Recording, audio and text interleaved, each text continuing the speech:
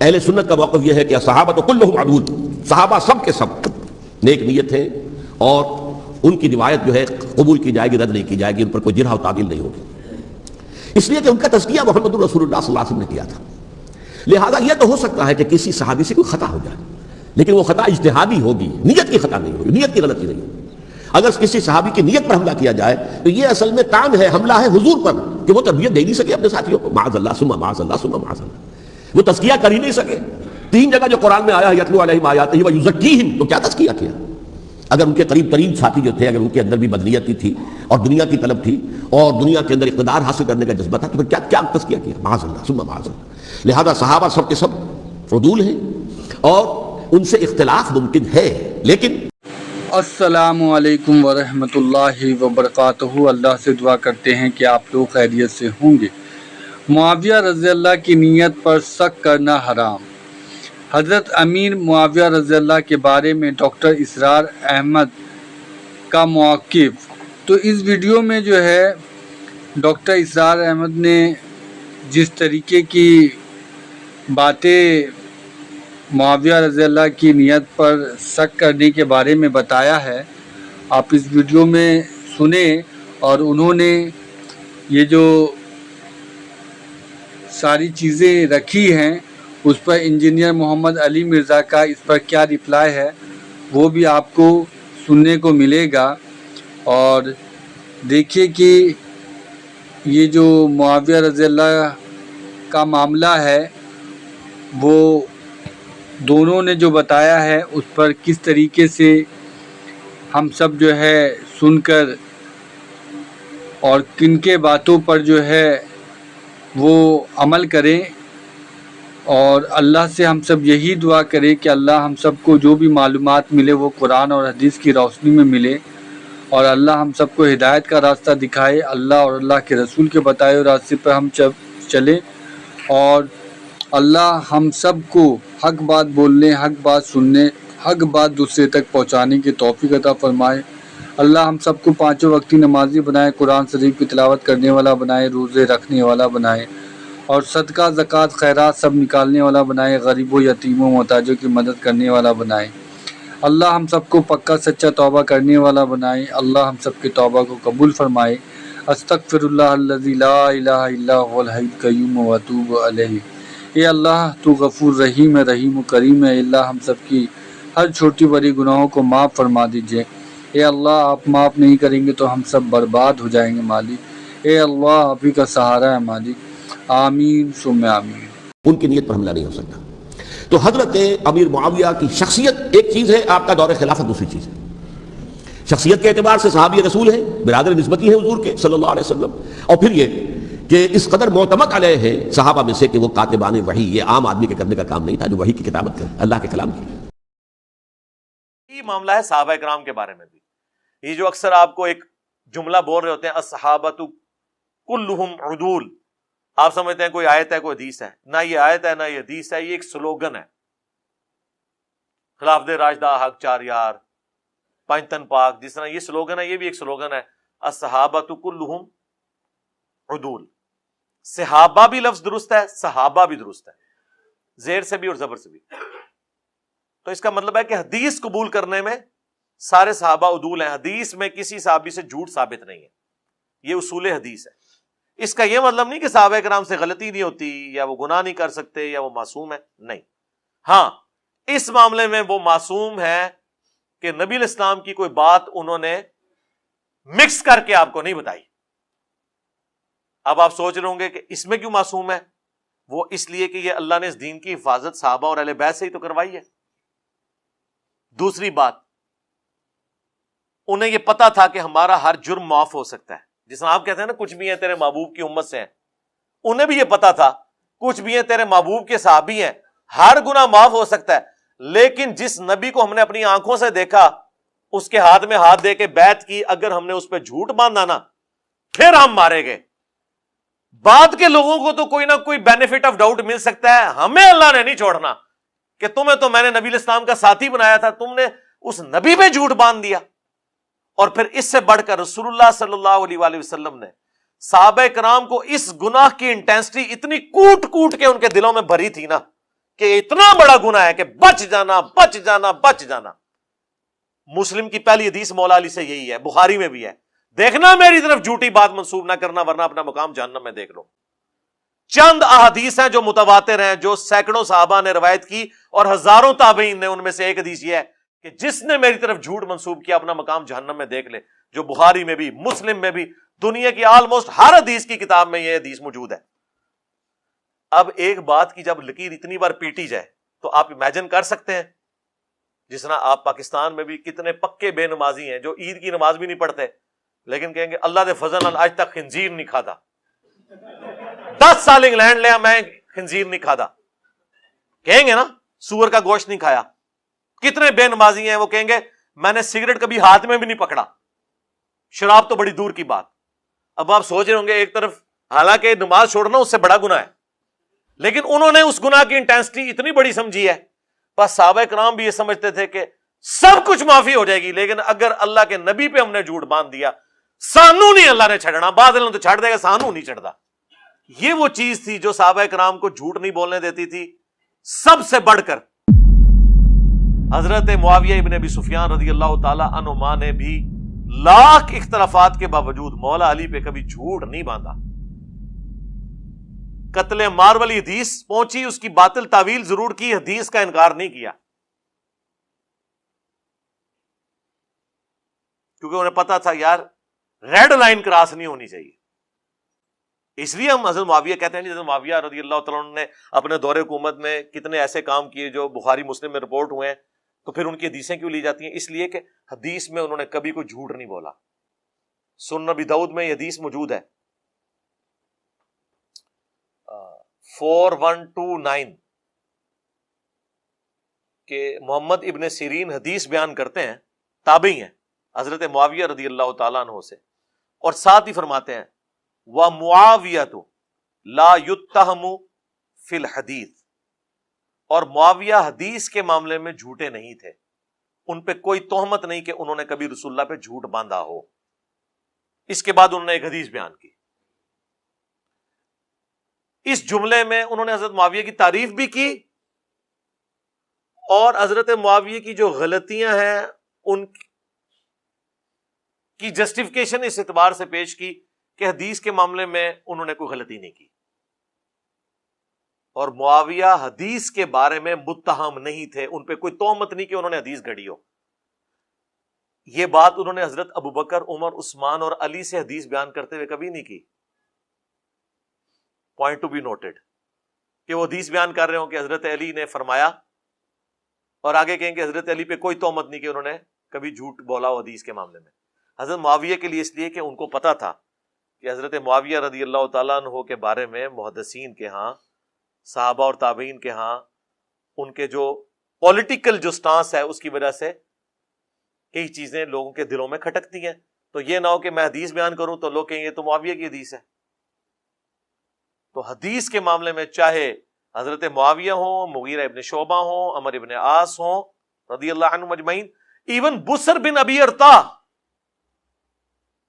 ایک نٹوریس ترین پرسنالٹی, صحابی ہے, فتح مکہ کے موقع پر مسلمان ہوا ہے, لیکن آپ اسماء و رجال کی ساری کتابیں اٹھائیں, ابن حجر اسقلانی کی تقریب التہذیب اٹھائیں, تہذیب التہذیب اٹھائیں, اسی طریقے سے امام ذہبی کی کتابیں اٹھائیں, سب لوگ کہتے ہیں سوائے کلمہ پڑھنے کے کوئی خیر کی رتی اس بندے میں نہیں تھی.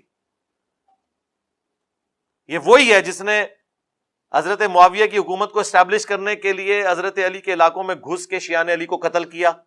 ان کی خلافت میں جن بچوں کے نام علی ہوتے تھے ان کو بھی قتل کر دیتا تھا, اتنی نفرت اہل البیت سے.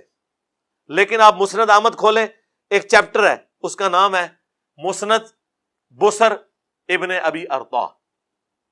اب وہ شیعہ اعتراض کرتے ہیں کہ یار اس ظالم کو تو تم بھی مانتے ہو, تو حدیثیں کیوں لی ہوئی ہیں؟ حدیثیں کہاں سے یار, ایک حدیث ہے. او نہیں کہ ایک حدیث گھڑی ہوئی, او نہیں, حدیث بھی ٹھیک ہے. یہ مرزا جہلمی چھپا ہوا رافضی اہل سنت کا لبادہ اڑا ہوا, وہ بدبخت ہر وقت ہر ٹائم اس خاندان کے اوپر حملہ آور, اس خاندان کی توہین و تشنیع کرنا. ایک حدیث گڑی ہوئی ہے, ایک حدیث گڑی ہوئی ہے, ایک حدیث गढ़ी हुई है, यानी मफहूम गढ़ा हुआ है। हदीस तो दुरुस्त है, कहता है अम्मार को फिया बागिया कत्ल करेगा, वो अम्मार को जहन्नुम की तरफ बुलाता होगा, मुआज़ल्लाह, वो अम्मार को जहन्नुम की तरफ बुलाता होगा। और ये जो जहन्नुम की तरफ बुलाने वाला गिरोह था ना, मुआज़ल्लाह, ये अमीर मुआविया का था। अमीर मुआविया ने कत्ल किया था, अमीर मुआविया मुआज़ल्लाह जहन्नुम की तरफ बुलाने वाले। देख लो, वाबी भी हदीस नूं घड़ी हुई कहंदे ने, ठीक है। बाद इन्होंने आया कि लितर पहन के नहीं मफहूम गड़ा होया। तू मफहूम बयान करना, मामू पार्टी मफहूम बयान करके दस ना। तुसी मुबाला कर सकते हो, मुबाला उदू होएगा जो हदीस बयान करोगे तो दसोगे जिन्हें जिन्हें भी जुर्म कीता है। मुबाले हदीस नहीं बयान होगी इनके मुंह से कभी भी 6220 मुस्लिम की, और ना सही बुखारी की 2812 का ये फार्म कभी बयान कर सकते हैं कत्ल अम्मार वाली हदीस का। तो बार वो बुसर बिन अबी अरता की मुस्नद अहमद यहां हमारे पास पड़ी है, उसमें वो हदीस है कि नबी अलैहिस्सलाम ने दुआ तालीम की, अल्लाहुम्मा अहसिन आक़िबतना फिल उमूरि कुल्लिहा व अजिरना मिन खिज़्यि दुनिया व अज़ाबिल आखिरा। मेरी फेवरेट दुआओं में से, ऐ अल्लाह हमारे तमाम कामों का अंजाम बेहतर कर दे। ये इंग्लिश में मुहावरा है, all is well if and is well. तमाम कामों का अंजाम बेहतर कर दे और हमें दुनिया की रुसवाई और आखिरत के अजाब से बचा ले। ये दुआ बुसर बिन अबी अरता ने रवायत की है, मुस्नद अहमद में भी है और अल मुस्तदरक लिल हाकिम में भी है। और इमाम हाकिम जो सही शियाने अली में से थे, उन्होंने भी हदीस ली हुई है इसकी, हजरत मुआविया से भी ली हुई है, इससे भी ली हुई है। ये हार्ड लाइनर हैं हजरत अली के एतबार से, इसलिए इनके ऊपर शिया होने का इल्जाम भी लगा।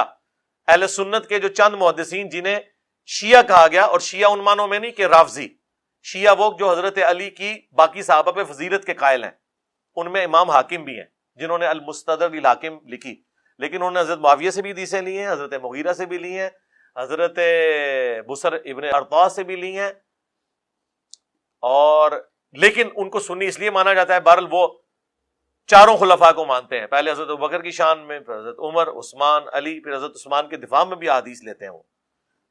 उस एतबार से अस्सहाबतु कुल्लुहुम उदूल का मतलब है कि रवायत हदीस में तमाम सहाबा की हदीसें ली जाएगी, ये मतलब है। इसका ये मतलब नहीं है ये पढ़ के तो आगे कुछ और निकाल रहे होते हैं। जिस तरह हमारे लोग जो है आयत पढ़ते हैं, या अय्युहल्लज़ीना आमनू अतीउल्लाह व अतीउर रसूल व उलिल अम्रि मिनकुम, और कहते हैं इससे इमाम हनीफा की तकलीद वाजिब होगी। उलिल अम्रि मिनकुम में इमाम हनीफा कहां से आ गए? ये हुक्मरान का जिक्र है, और वो भी ओपन लाइसेंस नहीं आ गया, फ़इन तनाज़अतुम फ़ी शैइन फरुद्दू इलल्लाहि व रसूल। हुक्मरान से भी झगड़ा हो सकता है, फैसला फिर भी किताब और सुन्नत अल्लाह और उसके रसूल से होगा, अज़्ज़ा व जल्ला व सल्लल्लाहु अलैहि वसल्लम। तो आप देखा करें वो बात कौन सी हो रही है। सही मुस्लिम में जो हदीस है 240, अली से मोहब्बत नहीं रखेगा मगर मोमिन, अली से बुग़्ज़ नहीं रखेगा मगर मुनाफिक। इस हदीस के हिसाब से तो हज़रत मुआविया का मौला अली से किस दर्जे का बुग़्ज़ था, इसके बारे में मैं काफी दफा बोल चुका हूं कि जो शख्स भी दुश्मनी या बुग़्ज़ रखे उसका यह मतलब नहीं है कि उसको उससे जाती को दुश्मनी हो गई है। उसको तावील की गलती भी लग सकती है, दुनिया की मोहब्बत का गलबा भी हो सकता है। हज़रत मुआविया की तो आपको मिसाल वैसे ही समझ नहीं आएगी, जाहिर है कि उसके बारे में तो एक बड़ी ज्यादा अहादीस और फिर हार्ड लाइन आप ले लेंगे। मैं आपको कहता हूं इनको तो छोड़ दें। सईदा आयशा जो थी सलामुल्लाहि अलैहा, क्या उन्होंने हज़रत अली से जंग नहीं की है? तो हम क्या कहेंगे कि वो मोमिना नहीं थी? जबकि बुखारी में अम्मार इब्न यासिर का खुतबा मौजूद है कि आयशा दुनिया और आखिरत में तुम्हारे नबी की बीवी है, यानी उनका मर्तबा कम नहीं हुआ। अम्मार इब्न यासिर से बड़ा कोई शिया है ना उस जमाने का या आज का, तो क्लेम करे जरा। कोई भी क्लेम नहीं कर सकता। जो हजरत अली के इतने खास हैं कि वो कूफे में उनको भेज रहे हैं हजरत हसन के साथ कि आप जाके लोगों को आमादा करें कि ये जो हजरत आयशा, तलहा और जुबैर आ रहे हैं, इनके इस फितने को आपने रोकना है, जंग जमल जो हो गई बाद में। लेकिन आखिरत में मर्तबा उन्होंने कम नहीं किया। तो उसमें क्या अल्फाज है, अल्लाह तुम्हें आजमाएगा कि तुम आयशा की इताअत करते हो या अल्लाह की इताअत, क्योंकि इस वक्त खलीफातुल मुस्लिमीन की इताअत अल्लाह की इताअत है। हजरत आयशा का जो वो खलीफा वक्त के खिलाफ खुरूज है, उसको अम्मार इब्न यासिर ने उनके बेईमान होने से तशबीह नहीं दी, ना उसे बुग़्ज़े अली करार दिया है। यह करार दिया है कि उनको गिवन सर्कमस्टांसेस के अंदर एक बात गलत समझ आई है کیونکہ اس زمانے میں علم غیب نہیں تھا نہ ہوتا. علم غیب جڑا تسی بنایا سی نا وہ صحابہ کی جنگوں نے ہی بتا دیا کہ علم غیب تے شاہی کوئی نہیں رہا. ہاں وہ صرف انبیاء کا خاصہ ہے, انہیں اللہ تعالیٰ علم الغیب دیتا ہے. وما کان اللہ لیطلعکم علی الغیب, تمہاری کیا اوقات ہے کہ اللہ تمہیں غیب پر اطلاع دے. ولکن اللہ یجتبی من رسلہ من یشاء, اللہ چن لیتا ہے اپنے رسولوں میں سے جسے چاہتا ہے. تو صحابہ کرام کو اگر علم غیب ہوتا ہے, یہاں پہ لوگ کہتے ہیں نہیں غلط فہمی ہو گئی سی جو باغیاں نے لڑاتا فلانے نے, اللہ تو بندے باج تکاں گے, پہلے دسو علم غیب کتے گیا. دیکھو کیسا دماغ گیا میرا رحمانی دماغ کتے گیا کہ تواڈے سارے شیطانی دماغ 1400 سال دے غلط عقیدے تانوں پڑھاندے رہے انج غیب ہو گئے نے کہ علم غیب کتے گیا. آپ تو کہتے ہیں کہ جی عبد القادر جیلانی اور غوث جو ہوتے ہیں وہ پوری کائنات کو ایک ذرے کی طرح ہتھیلی پہ دیکھ رہے ہوتے ہیں, اور صحابہ کرام کے گھوڑے کے قدموں کی خاک کو کوئی غوث کتب ابدال نہیں پہنچ سکتا. ہاں ہن دسو علم غیب کتے گیا, دل دا حال جاننا کتے گیا. کیوں نہیں حضرت عائشہ کو حضرت علی کے دل کا حال پتا چلا؟ حضرت زبیر تو جنگ میں آگے, حاکم میں اور مسند احمد میں آتا ہے حدیث بھی بھول چکے تھے, حضرت علی نے یاد کروایا کہ یاد ہے زبیر, حضور نے تجھے کہا تھا تو ظالم ہوگا جب تو علی سے لڑ رہا ہوگا. تو وہ گھوڑے کو ایڑی لگا کے وہاں سے نکل گئے, ان کا میں بھول گیا تھا. وہ قرآن میں آیا, حضرت یوسف کا صحابی بھول گیا تھا, 9 سال بعد اسے یاد آیا. حضرت یوسف نے کہا تھا نا جب تم آزاد ہوئے تو بادشاہ سے میرا ذکر کرنا, 9 سال بھول گیا. اتنا بڑا واقعہ بھول گیا. جس بندے کی بشارت پہ وہ قید خانے سے نکلا, پھانسی کی سزا اس کی ختم ہوئی, کوئی چیز نہیں بولنی چاہیے تھی تو یہ تھی. یہ بہت بڑی چیز ہے, قرآن میں رپورٹ ہوئی ہے. تو حضرت زبیر بھی بھول گئے, جنگ چھوڑ گئے. حضرت طلحہ بھی جنگ چھوڑ گئے, مروان نے ان کے گھٹنے میں تیر مارا, حاکم میں آتا ہے وہ بھی شہید ہو گئے. حضرت عائشہ تو پوری زندگی روتی رہی ہیں, حتیٰ کہ انہوں نے کہا مجھے اب دفن بھی نہ کرنا اس حجرے کے اندر, مجھے میری سوکنوں کے ساتھ دفن کرنا, میں نہیں چاہتی کہ رسول اللہ, ابو بکر اور عمر کی وجہ سے لوگ میری تعریف کریں جو کچھ میں نے حضور کے بعد کر دیا, کیونکہ حکم تھا کہ نبی کی بیویوں گھروں میں ٹھہری رہو. حضرت عائشہ جب تھیں اور کیا حضور کی بیویاں نہیں تھی, کوئی نہیں نکلی جنگ کے لیے, الٹا وہ ان کو روکتی نہیں. بعد میں پھر وہ آپ دیکھ لیں. خیر یہ ایک تلخ چیز ہے. تو آپ یہ جنگ جمل میں مولا علی کے مخالف صحابہ کا, بھائی مولا علی نے معاف کر دیا ان کو, سب کے لیے دعائیں کی ہیں. حاکم میں موجود ہے, مصنف ابن ابی شیبہ میں, فضائل صحابہ میں, کہ میں امید کرتا ہوں کہ قرآن میں سورۃ الحجر میں جو آیا کہ اللہ تعالیٰ علیہ ایمان کے دلوں میں ایک دوسرے کے خلاف نفرتیں نکال دے گا, پھر وہ تختوں پہ بیٹھے ہوں گے آمنے سامنے ٹیک لگائے. یہ میرے طلحہ, زبیر اور عثمان کے بارے میں. مسئلہ تو ماموں کا ہے نا, ان کا تو کوئی مسئلہ نہیں.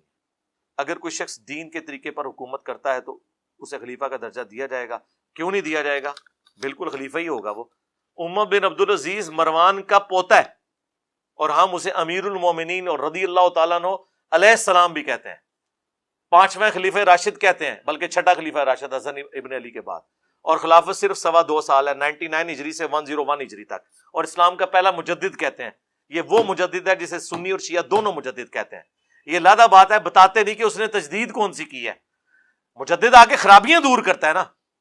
وہ گند جو صاف کیا ہے, کہتے ہیں نا انجینئر صاحب گند پہ بیٹھتے ہیں, تو عمر بن عبدالعزیز کس گند میں بیٹھ کے انہوں نے وہ گند صاف کیا تھا؟ بنو امیہ. وہ کون سی خرابی تھی؟ حکومتی خرابیاں انہوں نے دور کی. تو وہ خلیفہ کہلاتے ہیں, خلیفہ راشد ہے. ان کا پورا نام کیا ہے؟ عمر بن عبدالعزیز بن مروان بن حکم. اور حکم وہ ہے جس کے اوپر رسول اللہ نے لعنت کی ہوئی ہے, لیکن لعنت کا حصہ عمر بن عبدالعزیز تک نہیں پہنچا. جو اکثر پوچھے ہوتے ہیں قرآن میں اللہ نے کہا جی یہودیوں پہ قیامت تک کے لیے اللہ کی ذلت اور غضب ہے. جی ان پہ ہے جو روش اختیار کریں گے. آج بھی اگر کوئی یہودی منصف مزاج ہو جائے تو اس سے غضب اٹھ جائے گا. یہ نہیں ہے کہ اللہ نے اسے باندھ دیا کہ اب وہ اسلام نہیں قبول کر سکتا. عبداللہ بن سلام نے نہیں اسلام قبول کیا. آج بھی کئی یہودی ہیں جو مسلمان ہوئے ہیں. تو یہ لعنت قبر تک تب جائے گی جب آپ خود لے کے جائیں گے, ورنہ آپ جب چاہیں ختم کریں خود. مجھے صرف حدیث کا صحیح کانسیپٹ دیں. جی کانسیپٹ لے لیں, ریکارڈ ہے. انٹروڈکشن آف حدیث, پورا حدیث کیسے ہے. اچھا, اب حضور کے زمانے کی بات کی باتیں بھی حدیث, جی حدیث ہی ہوتی ہیں. حدیث کا مطلب ہوتا ہے بات. کیا مطلب ہوتا ہے؟ بات. محدثین کے ہاں جو نبی علیہ السلام نے فرمایا اسے کہتے ہیں حدیث مرفوع. کہ یہ رسول اللہ تک پہنچتی ہے. ارفا کہتے ہیں بلند کرنے کو، جس طرح ہمارا یہ سطح مرتفع ہے. ایک ہوتی ہے حدیث موقوف، جو کسی صحابی کا قول ہوتا ہے، جیسا کہ مولا علی کا قول کہ میری وجہ سے 2 فرقے جہنم میں جائیں گے، ایک میری محبت میں غلو کر کے، ایک میری دشمنی میں. اب یہ نبی اسلام سے نہیں وہ بیان کر رہے ہیں، خود بیان کر رہے ہیں اپنے بارے میں. اسے حدیث ہی کہا جاتا ہے، حدیث موقوف. اس سے نیچے آ جائے تابعین کے اقوال بھی جو ہیں وہ بھی احادیث ہوتی ہیں. اگر وہ نبی اسلام کے ریفرنس سے بیان کریں تو وہ حدیث نہیں ایکسیپٹ ہوتی جب تک وہ سند پوری نہ کریں. اور جو ان کا اپنا قول ہوتا ہے نا، اس کو ایکسپرٹ کے طور پہ حدیث کے طور پر لیا جاتا ہے. اب بخاری مسلم یا حدیث کی کتابیں جو ہیں نا، ان میں یہ ساری چیزیں آپس میں گندی ہوئی ہوتی ہیں. حدیث موقوف، حدیث مرفوع، حدیث مقطوع، یہ سب کی سب ایک جگہ جمع ہوتی ہیں ایک حدیث کے اندر. اسی لیے اسے حدیث بھی کہا جاتا ہے، اوور آل حدیث. ویسے اس کو مثلا اب یہ جو 3748 کا آپ نے حوالہ لکھا ہے کہ وہ کہہ رہے ہیں یہ تو واقعہ بعد میں ہے، حدیث کیسے ہے، حدیث کیسے بنی. 3748 جو بخاری کی حدیث ہے، اس میں کیا الفاظ ہیں کہ حسین ابن علی کا سر کاٹ کر عبید اللہ ابن زیاد کے سامنے رکھا گیا. نعوذ باللہ. اللہ کی لعنت، اللہ کے فرشتوں کی لعنت، تمام لعنت کرنے والوں کی لعنت، جنہوں نے حسین ابن علی کو مظلومانہ شہید کیا. آمین. تو وہ چھڑی سے ان کے سر مبارک کو کریدنے لگا اور ان کے حسن کے بارے میں کوئی کلام کیا. تو انس ابن مالک وہاں کھڑے تھے، انہوں نے فرمایا کہ سب سے زیادہ رسول اللہ کے ہم شکل حسین ابن علی تھے. یہ ہے 3748 جس کو آپ نے پوچھا کہ یہ حدیث کیوں ہے. اس لیے کہ اس میں رسول اللہ کا کیا نام نہیں آیا نا. دوسرا، یہ حدیث سے مرفوع بھی ہے اس حوالے سے کہ انس ابن مالک نے رسول اللہ کو نہ صرف دیکھا ہے بلکہ 10 سال وضو کروایا بخاری مسلم میں. اور انس ابن مالک کہہ رہے ہیں کہ حضرت حسین ابن علی رسول اللہ کے ہم شکل ہیں. حضور کا ہم شکل ہونا، حضور کے ساتھ شکل کا ملنا، یہ نبی الاسلام کی حدیث بن گئی نا. حدیث صرف حضور کا فرمان تو نہیں ہے، جو آپ کر کے دکھائیں وہ بھی حدیث ہے، جس پہ آپ خاموش ہوں وہ بھی حدیث ہے. حدیث تقریری، حدیث قولی، حدیث فعلی، نبی الاسلام کے ہم شکل. حدیث موقوف بھی ہے کہ حضرت انس ابن مالک بیان کر رہے ہیں، وہ ان کی اپنی بات بھی ہے اور وہ واقعہ نتھی ہو گیا اس کے ساتھ. لہذا یہ سب کا سب اکٹھا ہو گیا بخاری میں، اور سند ایک ہی ہے، سند ایک ہے. اب یہ نہیں ہو سکتا کہ میں اس کا ٹکڑا لے لوں کہ حسین جو ہے وہ رسول اللہ کے ہم شکل تھے اور باقی میں جملہ چھوڑ دوں کہ حسین کا سر کاٹ کے سامنے رکھا گیا. کیوں چھوڑیں گے؟ راوی تو ایک ہی ہے جو بیان کر رہا ہے. سمجھ آئی بات کی؟ اسی راوی پہ اعتبار کر کے آپ نے حضور کی بات مان لی، انس ابن مالک کی بات مان لی. وہ پورا واقعہ جو بیان کر رہا ہے وہ کہنے میں نے آدھا واقعہ چھوڑ دینا ہے، تو ایسے تو نہیں ہوگا. اس لیے سارے کو حدیث کہا جاتا ہے. اور یہ تاریخ کہہ کے اسے جھٹلا نہیں سکتے. تاریخ کی سب سے اتھینٹک بک قرآن ہے. حضرت یوسف علیہ السلام کا اپنے بھائیوں کے ساتھ جو معاملہ ہوا، وہ تو حضور صلی اللہ علیہ وآلہ وسلم سے کم از کم آپ سمجھ لیں آلموسٹ 3000 سال پرانی تاریخ ہے.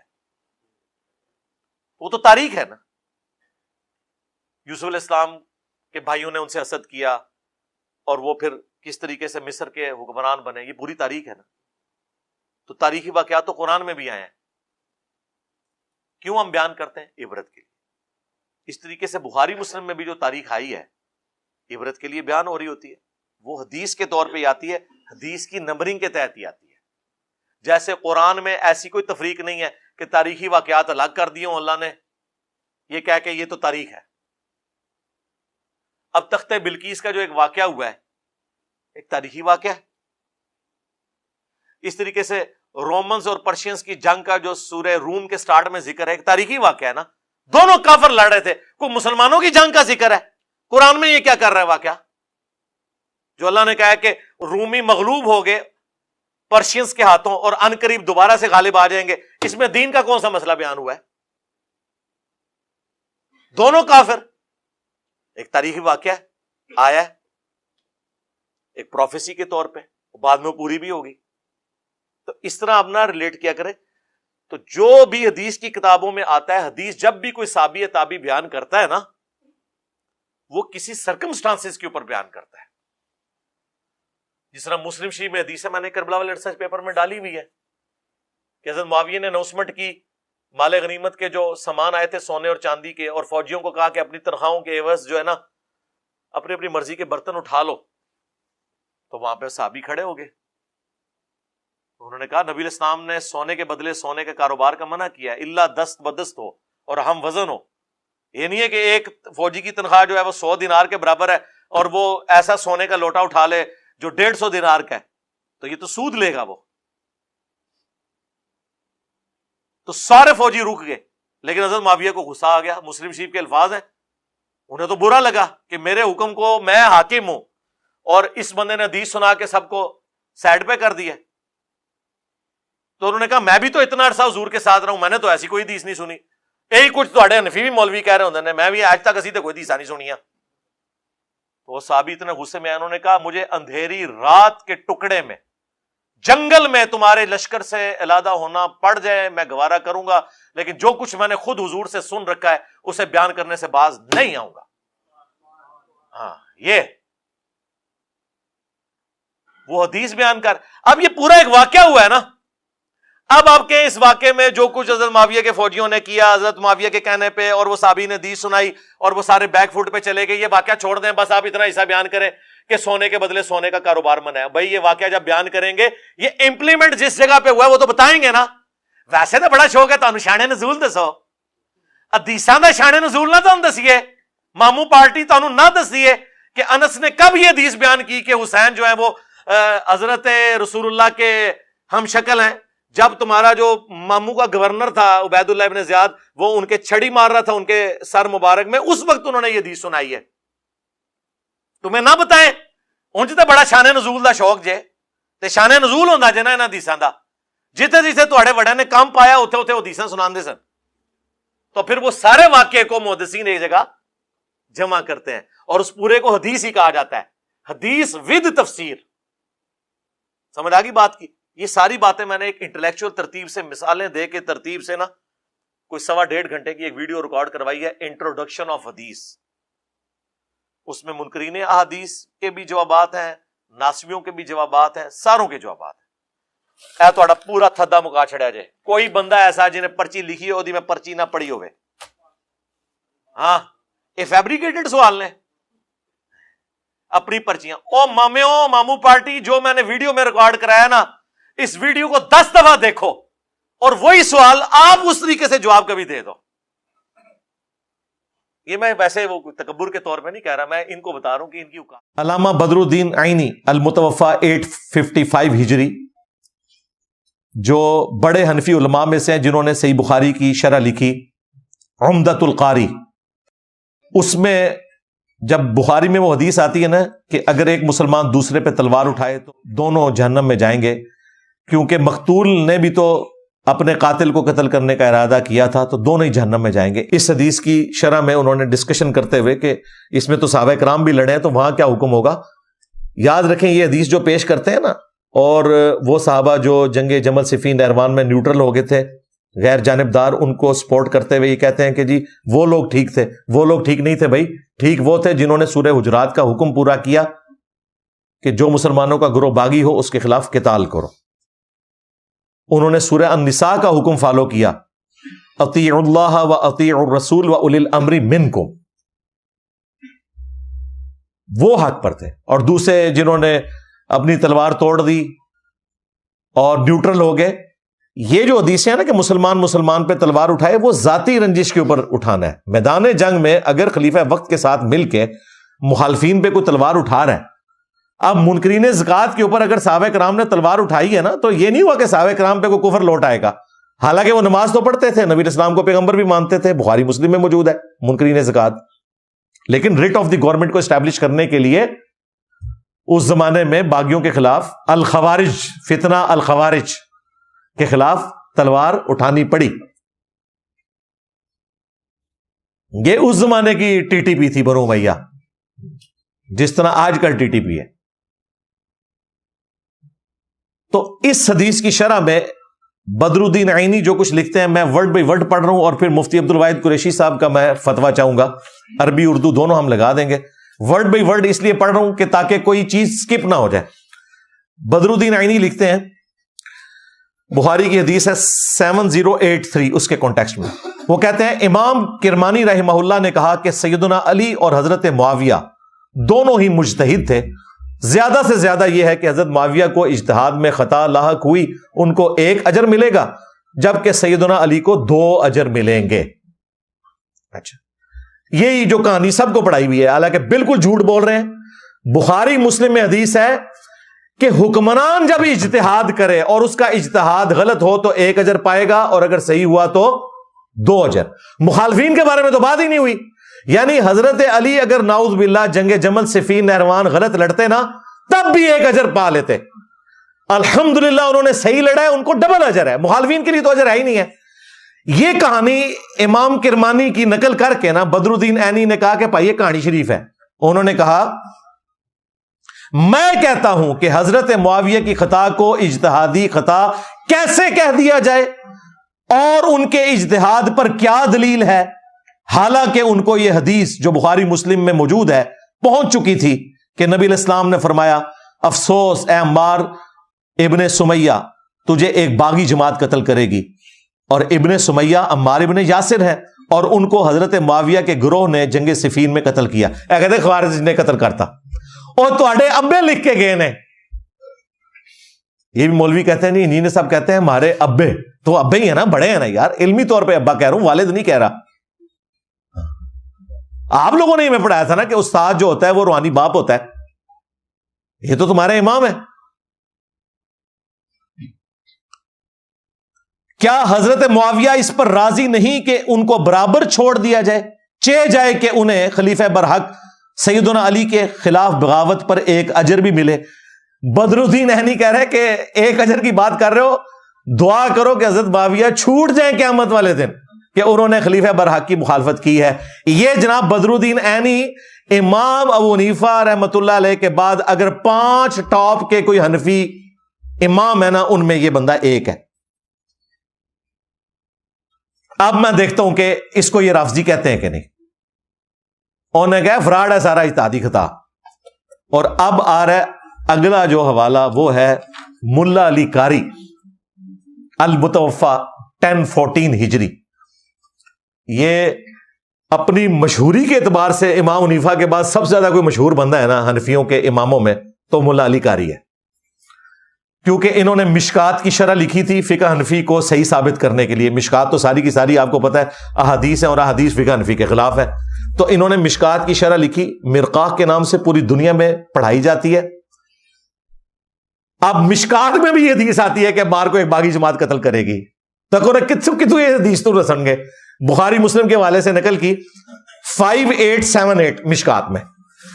ملا علی قاری نے اس کی شرح بیان کی، یہ اردو میں بھی آ چکی ہے، دیوبندیوں نے خود پرنٹ کی ہے، ہم وہ بھی لگا دیں گے ورڈ بائی ورڈ۔ ذرا ملا علی قاری کا عقیدہ سنیں، میری درجنوں ویڈیو ایک پلڑے میں ہے، اور ملا علی قاری نے جو جو الفاظ استعمال کیے ہیں حضرت معاویہ رضی اللہ تعالیٰ کے حوالے سے جو 100% ٹھیک ہیں، وہ ایک پلڑے میں۔ لیکن یہ کبھی ملا علی قاری کو رافضی نہیں کہیں گے، کیونکہ پوری حنفیت فارغ ہو جائے گی۔ ذرا الفاظ سنیں۔ میں کہتا ہوں کہ جب حضرت معاویہ پر واجب تھا کہ وہ اپنی بغاوت سے رجوع کر کے خلیفہ برحق سیدنا علی کی اطاعت کی طرف آ جاتے، ان کی مخالفت چھوڑ دیتے اور خلافت منفیہ کی طلب ترک کر دیتے۔ ملا علی قاری یہ کہہ رہا ہے کہ حضرت معاویہ نے جو جنگ لڑی ہے نا حضرت علی سے، وہ خلافت کی لالچ میں لڑی ہے، اور آگے وہ اس کو کھولے گا۔ آگے وہ کہہ رہے کہ حضرت معاویہ پر واجب تھا کہ وہ اپنی بغاوت سے توبہ کرتے۔ حدیث عمار کے کانٹیکسٹ میں وہ کہہ رہے ہیں کہ جب پتہ چل گیا کہ عمار ان سے قتل ہوا ہے، اب تو توبہ کر لیتے وہ، اور اطاعت اختیار کر لیتے، اور خلافت کی لالچ چھوڑ دیتے۔ کہ ڈیڑھ پاری جملے نے اس تو اگے اگے دیکھیے ان کے کہندے جو انہوں نے نہیں کیا، کہتے یہ کام جو کرنے والا تھا وہ تو نہیں کیا۔ تو اس سے یہ ظاہر ہوتا ہے کہ حضرت معاویہ باطن میں باغی تھے، اور ظاہر میں صرف لوگوں کو دکھانے کے لیے خون عثمان کو ڈھال بنایا ہوا تھا۔ وہ کہتے ہیں جس طرح پولیٹیکل لیڈر ہوتے ہیں نا، سامنے کوئی اور ریزن رکھتے ہیں، گل وچ کوئی اور ہوندی ہے۔ ملا علی قاری کہہ رہے ہیں کہ خون عثمان کو ڈھال بنایا ہوا تھا کہ میں حضرت عثمان کے قاتلین کا بدلہ لے رہا ہوں۔ قاتلین کا بدلہ یہ ہوتا ہے کہ آپ ریٹ آف دی گورنمنٹ کو چیلنج کرتے ہیں یا خلیفہ وقت سے ریکویسٹ کرتے ہیں یا خلیفہ وقت کے خلاف تلوار اٹھاتے ہیں آپ؟ کیا حضرت علی نے یا سیدہ فاطمہ نے یا ایون سعد ابن عبادہ نے حضرت ابوبکر کے خلاف تلوار اٹھائی ہے؟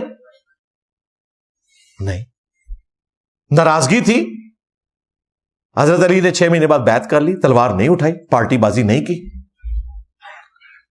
تو وہ کہہ رہے ہیں کہ حضرت معاویہ اندر سے باغی تھے اور لوگوں کو دکھانے کے لیے خون عثمان کو ڈھال بنایا ہوا تھا. چنانچہ یہ حدیث جو بخاری مسلم دونوں میں موجود ہے کہ عمار کو ایک باغی جماعت قتل کرے گی, حضرت معاویہ کی اس چھپی ہوئی چیز کو ظاہر کرنے والی ہے. وہ کہتے ہیں اس حدیث نے تو بتا دیا نا کہ یہ اندر سے باغی تھا. اور ان کا کہ حدیث بتا رہی تھی نا باغی ہے, اور لوگ سمجھ رہے تھے کہ حضرت عثمان کے قتل کا بدلہ لے رہا ہے, لیکن جب حضرت عمار قتل ہو گئے تو اس حدیث نے حضرت معاویہ کو ایکسپوز کر دیا. لو جی, ابھی اس پر اگلا جملہ بھی آئے گا ان کا. یہ حدیث ان کی پوشیدہ چیز کو ظاہر کرنے والی اور ان کی بغاوت کو روکنے والی ہے, تاہم کتاب تقدیر میں اسی طرح لکھا ہوا تھا جیسا کہ ہو گیا. وہ کہتے ہیں تقدیر میں یہی لکھا تھا کہ حضرت معاویہ نے کوئی نہیں رجوع کیا. حضرت معاویہ کے عمل اور رویے کی وجہ سے قرآن اور حدیث دونوں ہی مہجور اور متروک ہو گئے. انہوں نے کہا قرآن اور حدیث کو پسے پش ڈال دیا اور ترک کر دیا حضرت معاویہ کے اس عمل نے کہ ان کو قتل مار کے بعد تو توبہ کر لینی چاہیے تھی. یہ مہجور وہی لفظ ہے. وقال الرسول یا رب ان قوم اتخذوا هذا القرآن مہجورا. مولا علی قاری کا کہہ رہے ہیں کہ حضرت معاویہ نے قتل مار کے بعد بھی اپنی اسی ضد پر رہتے ہوئے قرآن اور حدیث کو پسے پش ڈال دیا. ایڈے فتوے ذرا سن دے جاؤ. ان پر واجب تھا کہ بغاوت سے توبہ کرتے, حضرت علی کی اطاعت کرتے, حضرت علی کی مخالفت چھوڑ دیتے, خلافت کی لالچ جو ان کے دل میں تھی اسے ترک کر دیتے. حضرت معاویہ باطن میں باغی تھے, ظاہر میں حضرت عثمان کے خون کو ڈھال بنائے ہوئے تھے. قتل مار والی حدیث ان کی پوشیدہ چیز کو ظاہر کرنے والی ہے, ان کی بغاوت کو روکنے والی ہے. بہرحال تقدیر میں یہ لکھا ہوا تھا, لیکن حضرت معاویہ کے عمل اور رویے کی وجہ سے قرآن و حدیث دونوں ہی مہجور ہو گئے. 10 شیواں لکھی ہیں جو میں گنواتی ہیں 10 گلاں. اور مولا علی قاری کون ہے؟ اہل سنت کا امام. مفتی عبد الواحد قریشی, تیرے زندہ مردہ اور قیامت تک آنے والے سارے بزرگ, اگر قیامت تک تھوڑا فرقہ بچ گیا, مولا علی قاری کی ان 10 باتوں کا جواب دو. اینڈ پہ جا کے پتا کیا مولا علی قاری نے کیا؟ لیکن ہمیں چاہیے کہ اپنی زبان بند رکھیں. ہائے میں صدقے جاواں چمی مولا علی قاری سے. یعنی انہوں نے کہا کہ یہ ساری باتیں کر کے بھی زبان بند رہنی چاہیے, بس اتنی باتیں کرنی چاہیے. سرکار میں اتنی باتیں کرتا ہوں, اس سے کم ہی کرتا ہوں.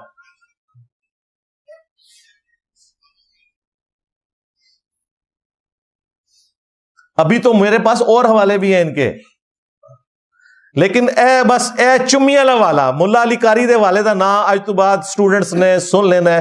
چمی والا ساڈے استاد نے چمی دیتی ہے. 10 گلاں ہوتے ہیں مولا علی قاری نو. ہن بولو تسی اینو کہو رافضی, پوری فقہ حنفی دھڑم سے نیچے گر پڑے گی. یہ وہ بندہ ہے جس نے حنفیت کو لولے لنگڑے دلائل کے ذریعے قائم رکھا ہوا ہے. بہت بڑا آدمی تھا, اور یقین کریں جب سے میں یہ ان کی چیز میں نے پڑھی ہے نا, میں اپنے دل سے ان کے لیے دعا کہتا ہوں کہ اللہ تعالیٰ ان کی غلطیوں سے درگزر فرمائے. یہ کمال کام اس بندے نے کیا کہ آج انجینئر صاحب ان کے ماننے والوں کی منجی ٹھوک رہے ہیں. یہ سارے حوالے میں نے اپنے کربلا والے ریسرچ پیپر میں ڈالے ہوئے ہیں, لیکن آج مفتی عبد الواحد قریشی صاحب کی برکت سے میں نے دوبارہ ان کو ریپیٹ کر دیا.